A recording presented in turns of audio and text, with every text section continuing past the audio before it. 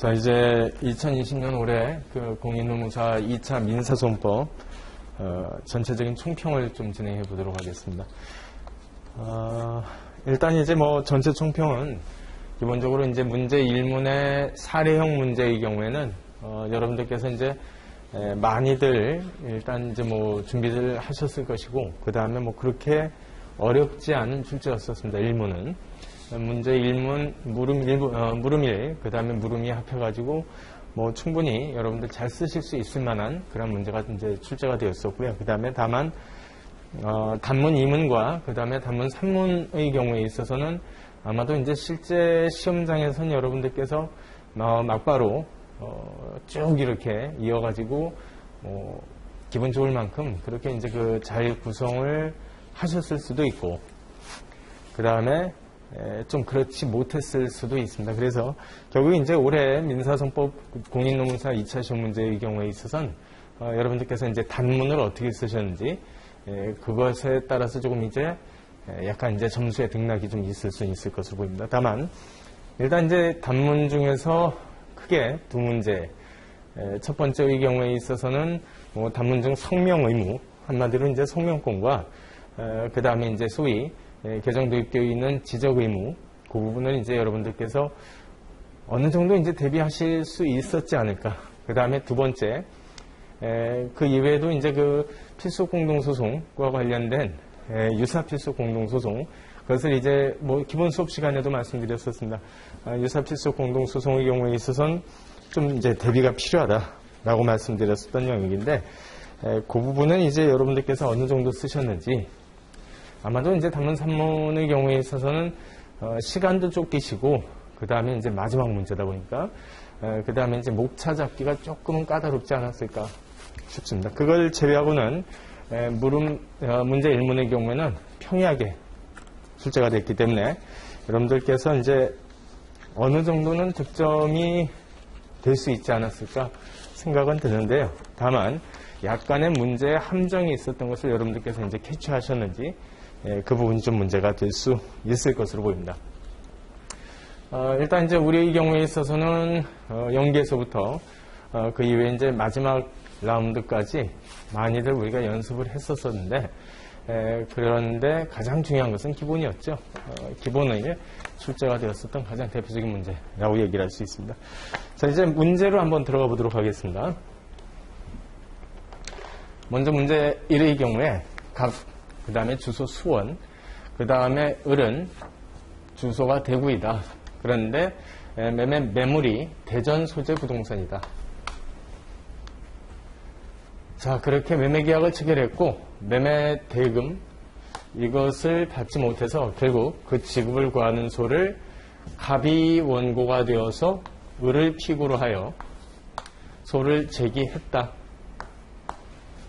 여기까지가 이제 사실상 문제 1문의 물음 1을 해결할 수 있는 일단 이제 필요한 지식 부분입니다. 그 이후에 갑은 을이 소재기 전에 이미 사망했다는 사실과 을의 유일한 상속인 병인데, 병의 주소지를 기재한 이유는 제소 전에 당사자가 될 피고 을이 이미 사망을 한 상태이기 때문에 일단 당사자 확정 작업을 먼저 해봐야 되겠지만, 무엇보다도 당사자 확정 작업에서 상속인인 병이 당사자인 게 맞다, 즉 피고가 맞다면 이때 경우에는 기본적으로 이제 소를 제기할 수 있는 토지 관할 문제가 역시 일치시키게 하기 위해서 모두 을도 되고 병도 되고 이런 식으로 문제를 출제한 것으로 보입니다.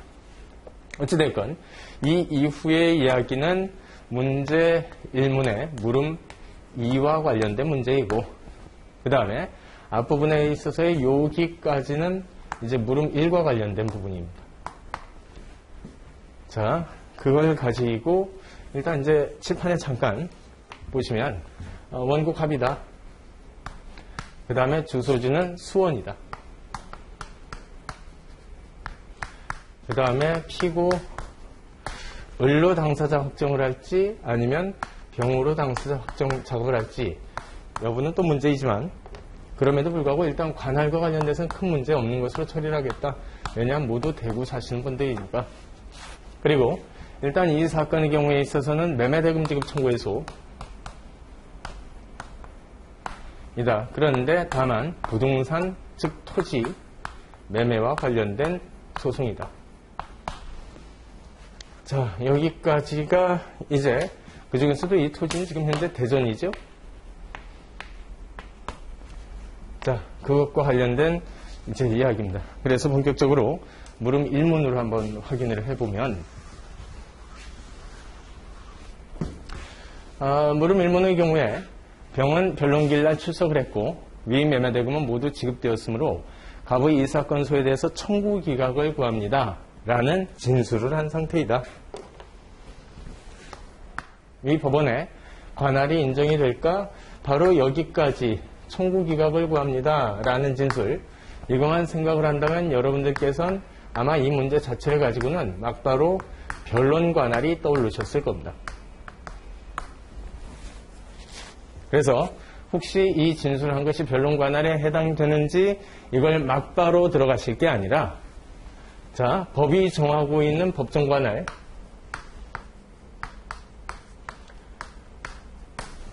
먼저 토지 관할에 대해서 어디인지를 확정을 하신 다음에, 만약에 법정 관할, 지금 현재 소송은 아까 우리가 본 바와 같이 대전지방법원에 접수가 되는데요.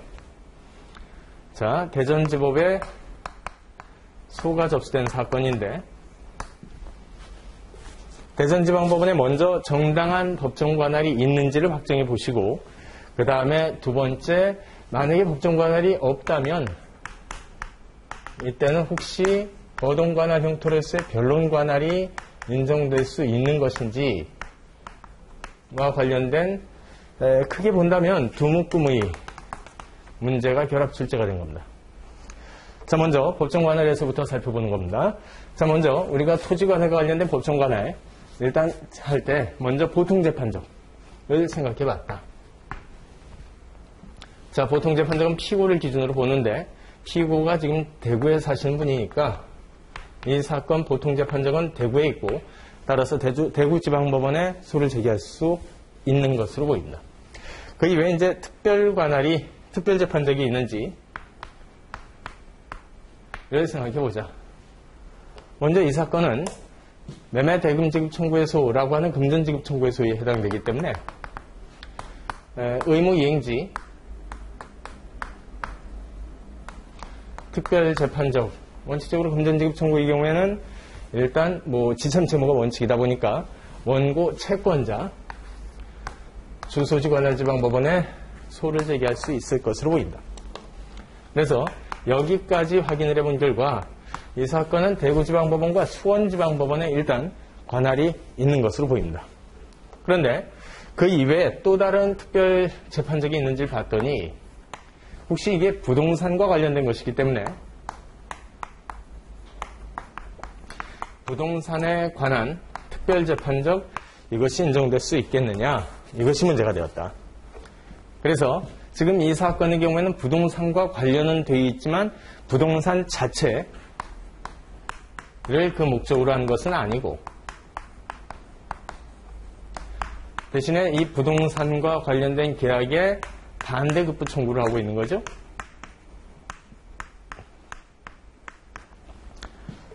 예컨대 방금 우리가 지금 현재 다루고 있는 이 소송에서와 같이 일단 이제 반대급부 형태로서 매매 대금이라든가 아니면 임대차의 경우에는 임차료 등 지급을 구하는 소의 경우에도 일단 우리 민사소송법상의 부동산에 관련된 특별재판적 이 규정을 쓸 수 있을지, 이것이 문제가 되고, 여기에 대해서는 학설상으로는 반대급부 지급 청구의 경우에도 부동산 관련 특별재판적을 일단 쓸 수 있다라는 견해와, 그 다음에 두 번째, 이것은 부동산 자체를 그 직접 목적으로 하는 소라고 부르긴 어렵다라는 학설 크게 둘로 나누어졌습니다. 자, 그런데 이 특별재판적을 인정한 이유에 대해 그러면 부정소는 왜 그렇게 보느냐? 부동산 관련 특별재판적의 경우에는 일단 부동산 소재지 관할지방법원에 소를 제기할 수 있도록 한 이유가 부동산 자체에 대한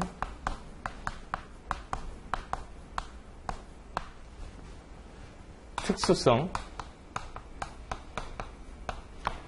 부동산은 일단 옮겨 돌아다닐 수 있는 재물은 아니고, 그러다 보니까 일단 부동산 관련 소송의 경우에 있어서는 특히 부동산 자체 소재지 관할 지방법원에 소를 짓기에 일단 소를 제기할 수 있도록 하는 것이 특히 원고 피고 당사자에게 크게 불이익하지도 않고 오히려 경우에 따라서는 계약의 일단 설정 과정 내지 체결 과정 내지 체결 경위를 알 수 있기 때문에 특별히 더 재판적으로 인정한 것으로 그렇게 봐야 되기 때문에 부동산 자체 이외에 그 반대급부 청구권의 경우에까지 이 규정이 일단 그것까지도 특별히 더 재판적으로 보장해 주려고 하는데 그 취지가 있는 것은 아니다.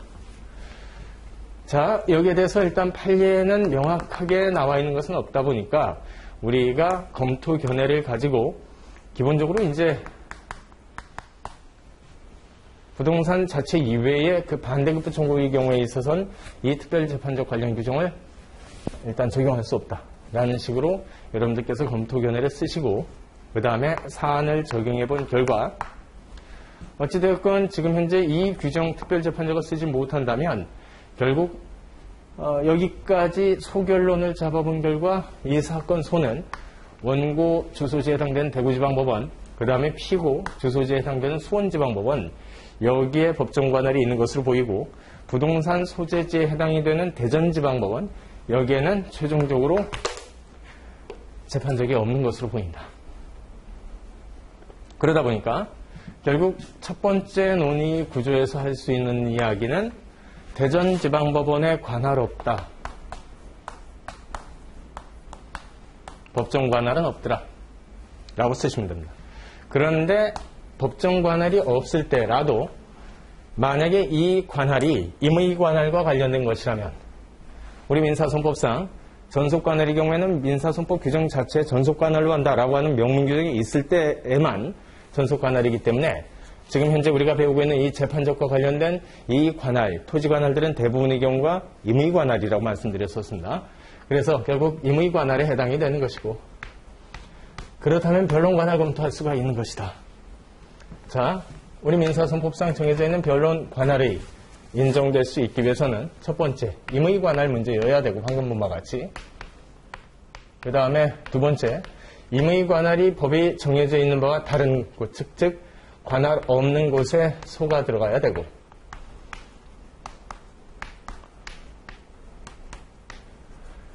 다만 변론기일이나 변론준비기일날 당사자가 진술을 한 경우이지만 그 다음에 이 진술은 그 진술 중에서도 본안에 관한 진술이 이루어졌을 때 그때 변론관할이 인정될 수가 있을 것이다. 그런데 문제는 이 본안에 관한 진술로 볼 수 있는 것인지 없는 것인지가 문제가 되는 경우들이 있더라. 특히 이 사건처럼 단지 피고 당사자가 청구 기각을 구합니다 라는 진술만 하고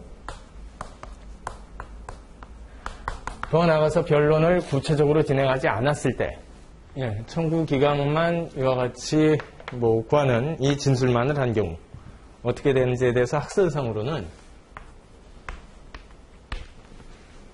일단 청구 기각을 구하는 진술만 한 경우라도 본안에 관한 다툼이 있었다는 피고의 의사가 있는 이상 어찌됐건 변론 관할은 인정될 수 있다라는 견해. 그 다음에 두 번째, 민사손법 명문 규정의 명문상 변론기일에 변론을 하거나 변론준비기일날 진술을 한다. 즉 변론을 전제로 한 것인데 단지 일단 피고가 원고의 청구를 기각합니다 라는 이 진술을 한 것만으로는 아직 변론이라고 부를 수는 사실은 없죠. 그렇기 때문에 명문에 반한다 라는 이유로 일단 이 진술만으로는 변론관할에 인정하기는 어렵다 라는 크게 두 가지 견해로 나눠지게 됩니다. 그 중에 여기에 대해서 우리 검토 견해는 기본적으로 일단 크게 봤을 때 피고의 의사는 어찌됐건 본안에 관한 다툼에 들겠다라는 의사. 그렇다면 충분히 이 법원에 변론관할을 인정할 필요가 생기게 된다. 왜냐? 민사송의 신속, 그 다음에 경제라고 하는 민사송의 이념상이라고 쓰시면 될 것으로 보입니다. 자, 여기까지가 이제 그 문제 1, 그 다음에 물음 1에 대한 해결입니다. 그래서 전체적으로는 이제 배점이 법정 관할을 일단 추론해 나가는 과정에 뭐 이것이 이제 25점 배점 문제이기 때문에 아마도 10점 내지 11, 2점 그 다음에 변론 관할을 인정할 수 있는지에 대한 문제가 아마도 10점 이런 식으로 이제 배점이 들어가게 될 겁니다. 어떻게 보면 이제 일단 법정 관할을 추론해내는 과정 여기에 따라서 채점자가 뭐 12점에서 13, 4, 5점 정도까지 배점을 높일 수는 있을 겁니다. 그래서 여러분들께서 물음 1만 딱 보시고 요 이야기가 나왔다라고 해서 변론 관할만 막바로 쓰셨다면 그때는 좀 적은 점수를 얻을 수는 없고요.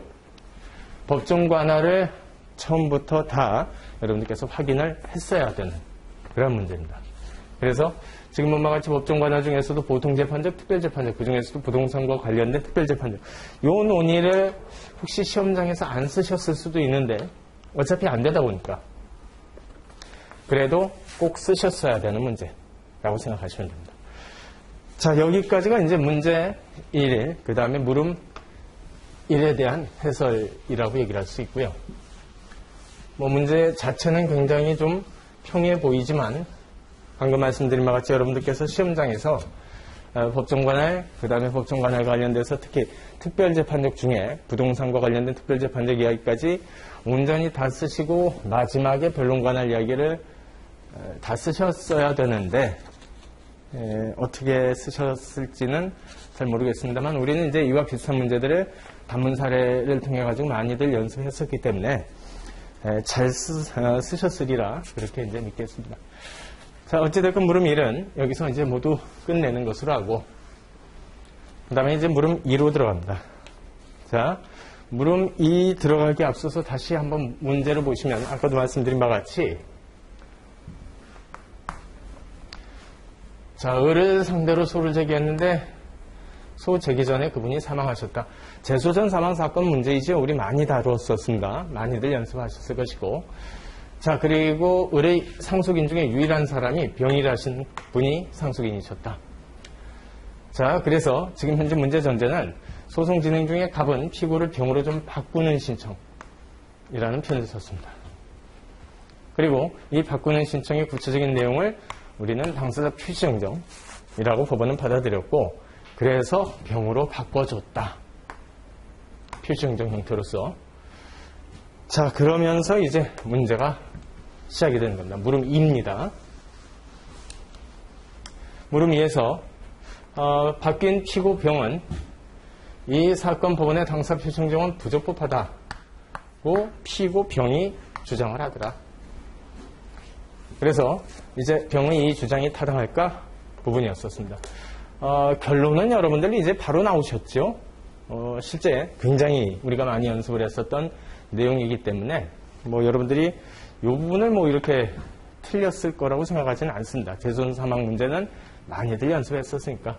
자, 그럼 한번 다시 생각을 해봅니다. 원고갑 소장의 피고는 을 기재를 했었음. 그런데 을은 이미 소 제기 전에 사망하신 분이었음. 그래서 갑이 병으로 바꿔달라라고 하는 당사자 표시정정 신청을 했었고 법원은 이 신청을 받아들여 표시정정 해줬음. 그랬더니 병이 왜 당사자 표시정정을 일단 인정해 줬냐라고 지금 현재 주장을 하고 있음. 문제가 뭐죠? 병의 이 주장이 타당한가? 이게 문제의 본체이죠. 그래서 여러분들은 이제 이 답안지의 결론 부분엔 병의 주장이 타당하다, 타당하지 않다 뭐 이런 식으로 반드시 그 결론을 명확히 해주셨어야 됩니다. 자, 그러면 이제 표시정정이 구체적으로는 허용될 수 있을지 없을지와 관련된 제소전 사망 사건이다. 우리 어떻게 썼었죠?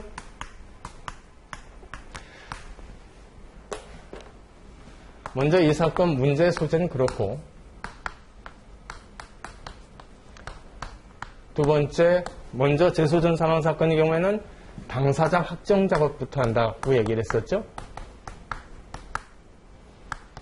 그리고 당사자 확정과 관련된 학설상으로는 뭐 표시설이 있었고 이 표시설 안에도 소장의 기재 자체만을 기준으로 보는 형식적 표시설과 그 다음에 소장의 전 취지를 합리적으로 해석한 결과 상대방 당사자가 누구인지를 확정을 해야 된다는 소위 실질적 표시설 2개가 있었습니다.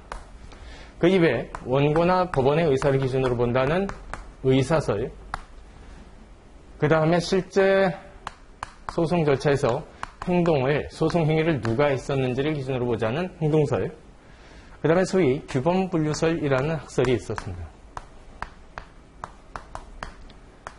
규범분류설은 기본적으로 소제기 당시에, 즉 제소 당시에는 어쩔 수 없이 소장에 기재되어 있는 표시된 자를 기준으로 볼 수밖에 없지만, 그 다음에 소계속 중에는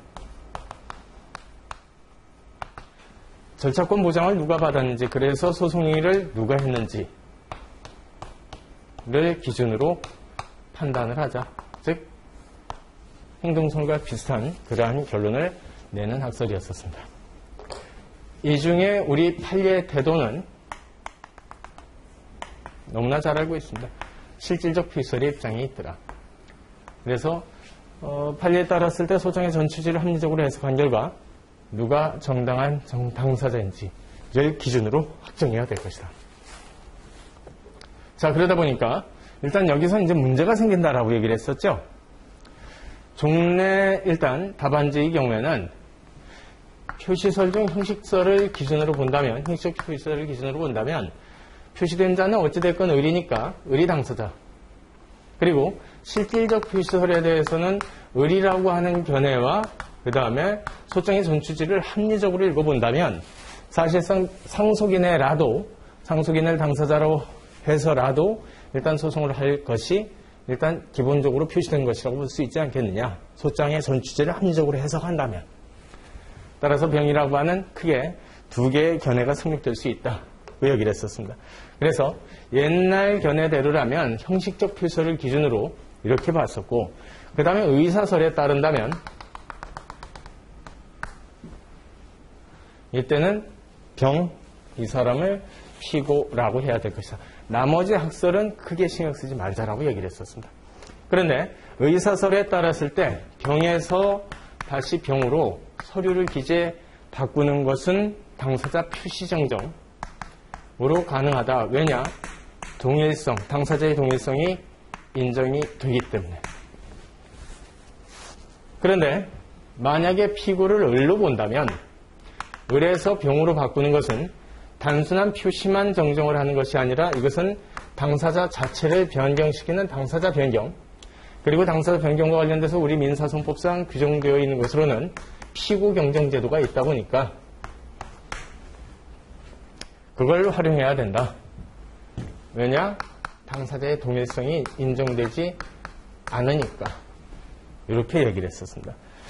자, 그래서 일단 여기서 우리가 기본 시간에도 이 부분 논의가 쓰기가 굉장히 어렵다라고 말씀드렸었는데요. 바로 이제 옛날 교과서대로라면 표시설에 의하면 당사자는 을이라고 해야 될 것이다. 이렇게 결론을 내리고, 그 다음에 이렇게 견해를 짰을 때는 우리 판례가 당사자 표시정정을 제소전 사망사건의 경우에는 인정을 했었죠. 그러다 보니까 우리나라 판례는 기본적으로 실질적 표시설의 입장에 있으나 그럼에도 불구하고 적어도 제소전 사망사건에서만큼은 당사자 표시정정을 허용해주고 있는 것으로 보아 판례는 적어도 제소전 사망사건에서는 의사설을 따른 듯하다.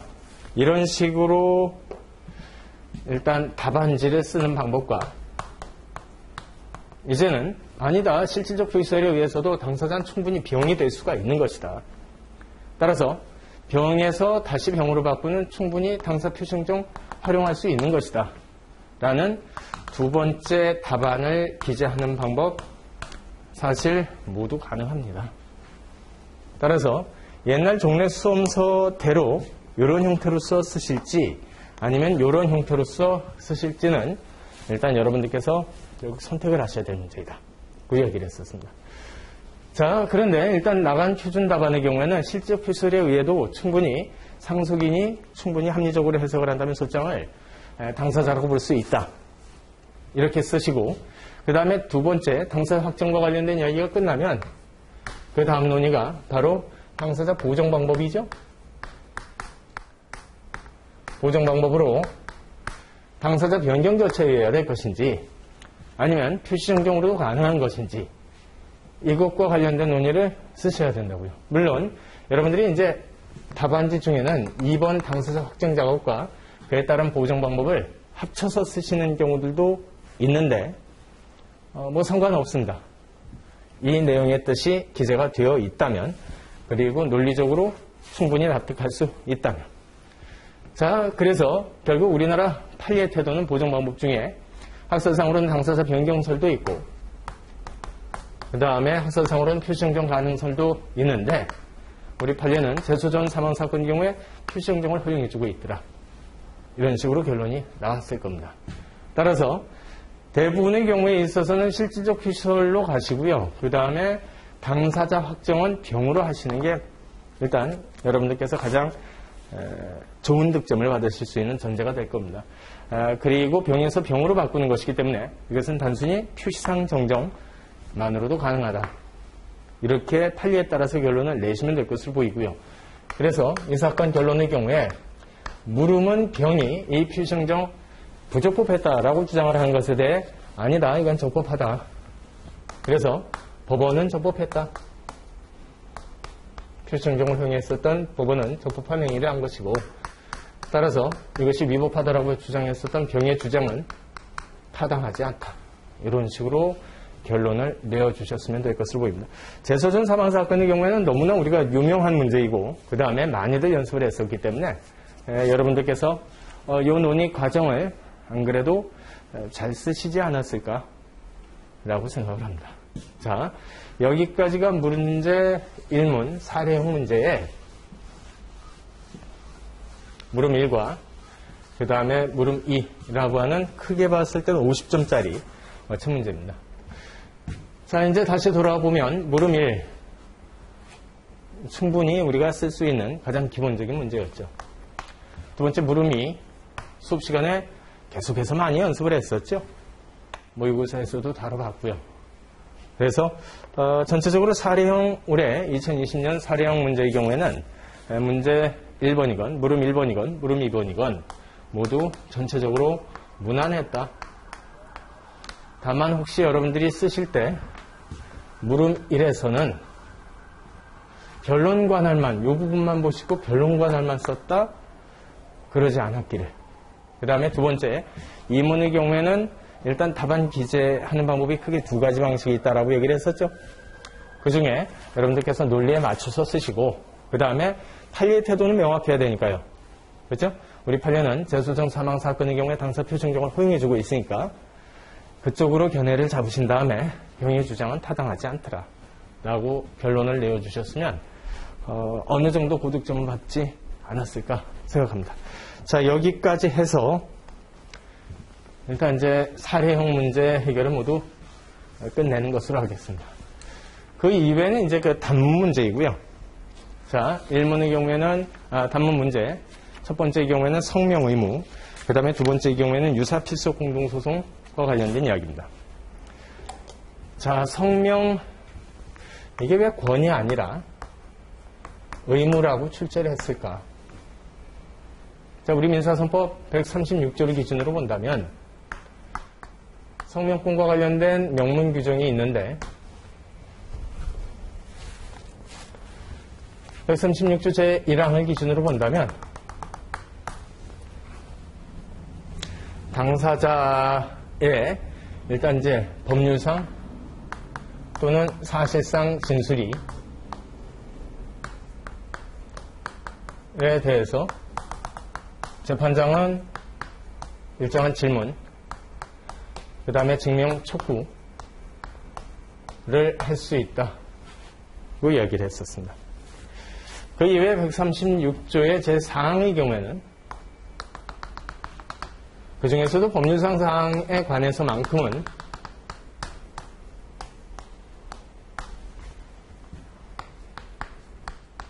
당사자의 주장이 분명치 않았을 땐 지적을 해야 될 의무까지 있다라는 규정을 선포해 두고 있다. 개정 도입했다. 그러면서 적어도 법률상 사항에 관해서만큼은 이제 성명권 행사는 권한이자 나아가서 의무이기도 하다라는 법리가 섰다.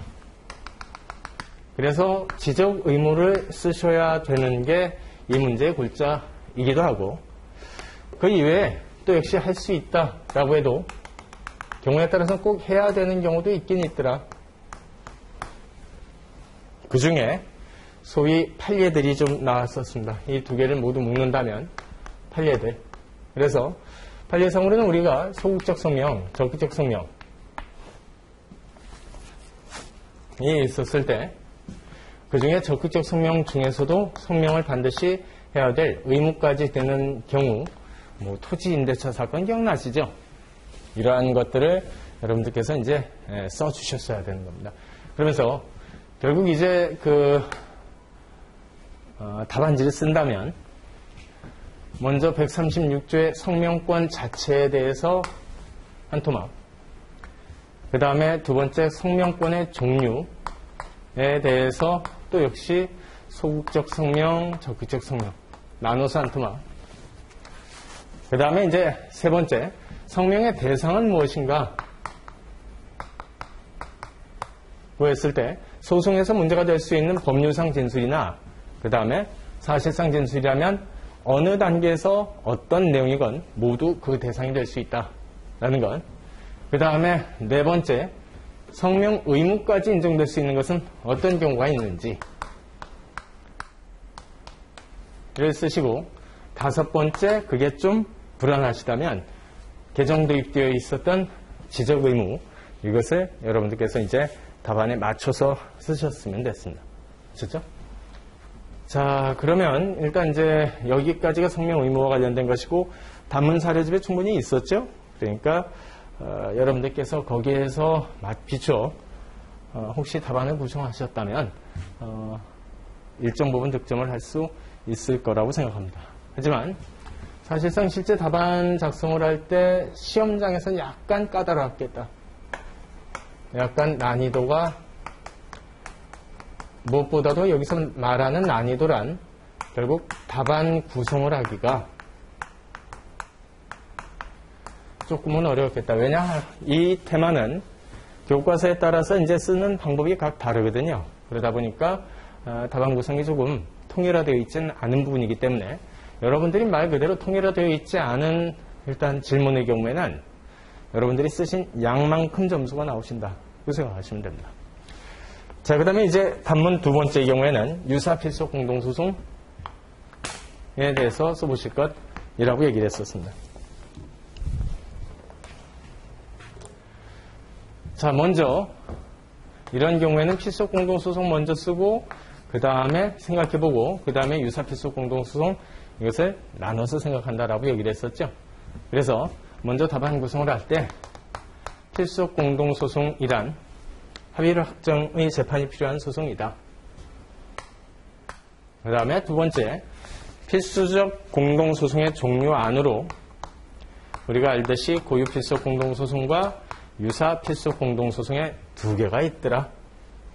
그 중에 유사필속 공동소송은 어느 1인만의 제소도 가능하지만 그 1인이 했었던 제소에 의해서 나온 판결의 효력이 다른 당사자에게 미칠 때, 즉 판결의 효력이 어차피 같이 받을 당사자가 같이 소송에 참여해서 공동소송 형태로서 소송을 수행하는 경우를 말한다. 그러면 이때 이러한 유사필속 공동소송 등의 경우에 소송 수행은 어떻게 하는가? 우리 많이 공부를 했었죠. 먼저 소송 요건 검토는 어떻게 하는지, 그 다음에 소송 자료 제출에 대해서는 어떤 식으로 취급을 받는지, 그 다음에 소송 진행은 어떤 식으로 들어가는지, 그 다음에 당사자의 지위는 어떻게 평가를 해야 되는지, 다섯 번째, 재판의 통일이 이루어지는지, 즉 합의 확정의 재판이 나오는지, 이걸 각 나눠서 쓰시면 되었었죠. 그래서 이 다섯 가지 순서에 의해서 쓰시되, 고유필속 공동소송과 유사필속 공동소송의 경우에는 고필의 경우에는 소제기 당시부터 전원 당사자가 들어가야 되지만 유사필속 공동소송의 경우에 있어서는 1인만에 의한 제소도 어차피 가능하다 보니까 약간 차이가 나는 점이 두 지점이 있다. 항상 말씀 그렇게 드렸었죠. 먼저 한 사람이 빠져도 큰 문제는 발생하지 않는다. 그래서 1인의 흠이 있을 때, 소송요건 흠이 있을 때 그때 경우에는 그분만 일부 각하를 시키면 되는 것이고 나머지 자에 의한 소송 수행은 그대로 진행하면 될 것이기 때문에 고유필속 공동소송의 경우와 이 지점 다르고 그 다음에 소송 진행하는 과정에 1인 부분에 대한 소취하가 가능하겠느냐 어차피 나가도 상관없기 때문에 가능하다. 이 지점이 고유필속 공동소송과 역시 다르다. 나머지는 대부분의 경우가 역시 그냥 고유필속 공동소송에 대해서 우리가 알고 있는 바 그대로를 쓰시면 된다라고 얘기를 했었습니다. 자, 거기까지 확인해 두시고요. 그 다음에 이제 더 나가서 상소 문제를 다뤄보자. 이 부분은 이제 우리 같이 수업을 들으셨던 분들의 경우에는 자신이 있으셔야 되죠. 그래서 상소 이야기가 나왔을 때는 특히 유사필속 공동소송 등 필속 공동소송의 경우에 필속 공동소송이 되어서 소송을 수행하는 과정에 일단 판결이 선고가 되었고 선고된 판결에 대해서 이제 상소를 제기한다면 이때 경우에는 상소치 않은 나머지 당사자에 대해서도 역시 같이 상소가 이심이 되는지에 대한 상소 불가분의 원칙을 쓰셔야 되고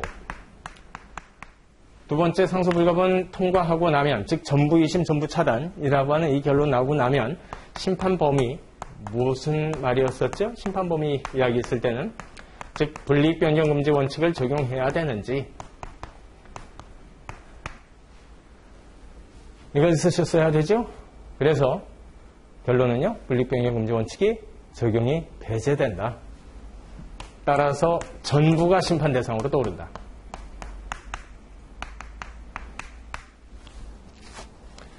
이걸 쓰셔야 되겠죠? 일단은 여기까지 쓰시고 그 다음에 답안 요령상 그래서 우리 판례가 유사필속 공동소송 관계로서 인정을 했었던 예는 무엇이 있는지 특히 그 예가 나왔을 때 채권자 대위소송 진행 중 사건의 경우 이 경우를 절대 빼진 말자라고 수업 시간에 말씀을 드렸었습니다. 그래서 유사필속 공동소송의 경우에는 이 정도 부피로 쓰셨으면 큰 문제 없이 어느 정도 고득점은 받지 않았을까 이렇게 생각해 봅니다. 그래서 일단 이제 올해도 큰 패턴은 일단 이와 큰 문제의 형태는 이렇게 출제가 됐고요. 자, 그리고